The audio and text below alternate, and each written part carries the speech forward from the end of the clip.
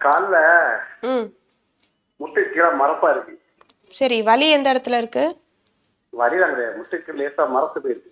சரிங்க. 2 கால்லையுமே இருக்கா? ஒரு கால்ல மட்டும் இருக்கா? 2 கால்லையும் இருக்கு. எவ்வளோ நாளா இருக்கு?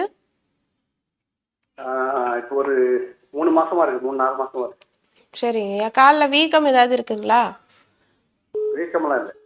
சரி. இந்த மாதிரி கால் மட்டும் மரத்து போறதுன்றது வந்து காலுக்கு ரத்த ஓட்டம் சரியா வராம இருக்கிறது தான் குறிக்குது. அதாவது இடுப்பு எலும்பு தேய்மானம் இருந்தாலோ, இல்ல முட்டில ஏதாவது எலும்புகள் தேய்மானம் இருந்தாலோ, நடுவுல போகக்கூடிய நரம்புகளையும் சேர்த்து தான் பாதிக்கும். அப்போ நரம்புகளுக்கு ரத்த ஓட்டம் சரியா இல்லாத பட்சத்துல காலுக்கு ரத்த ஓட்டம் சரியா இருக்காது. கால் மரத்து போறது, கால் மதமதப்பா இருக்கிறது, ரொம்ப சுகர் அன்கண்ட்ரோல்டா இருந்தா கூட இந்த மாதிரி ப்ராப்ளம் வந்து இருக்கும். சுகர் இருக்கு அப்படின்னா அது கண்ட்ரோல்ல இருக்கான்றத ஒரு முறை செக் பண்ணிக்கோங்க. மூட்டு எலும்பு தேய்மானம் இருந்தாலோ, இல்ல இடுப்பு எலும்பு தேய்மானம் இருந்தாலோ, சயாட்டிகா அப்படின்னு சொல்லக்கூடிய இந்த ப்ராப்ளம் வந்து வரலாம்.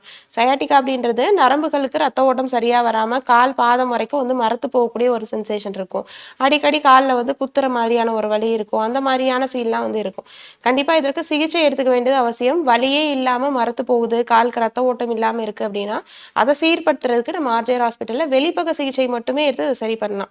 வெளிப்பக சிகிச்சைகள்னு பார்த்தீங்கன்னா ஃபுல் பாடிக்குமே ட்ரை பொடி கிளி ஒற்றடம் அப்படின்ற ஒரு சிகிச்சை கொடுக்குறோம்.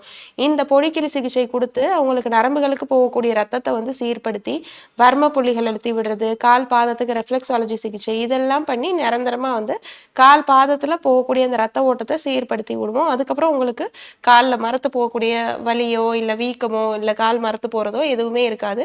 கம்ப்ளீட்டா ஒரு 10 நாள் சிகிச்சையிலே நிரந்தரமா அதை குணப்படுத்திடலாம். நேர்ல நம்ம ஆர்ஜிஆர் மருத்துவமனைக்கு வந்து முறையா சிகிச்சை எடுத்துக்கோங்க. தமிழ்நாடு, ஆந்திரா, தெலுங்கானா, கர்நாடகா, புதுச்சேரி, மகாராஷ்டிரா என 6 மாநிலங்களில் 102க்கும் அதிகமான கிளைகள். தமிழ்நாட்டில் மொத்தம் 38 கிளைகள். ஆர்ஜிஆர் ஹெர்பல் ஹாஸ்பிட்டல் 5 தலைமுறைகளின் நம்பிக்கை, அடுத்த தலைமுறைக்கும் நம்பிக்கை.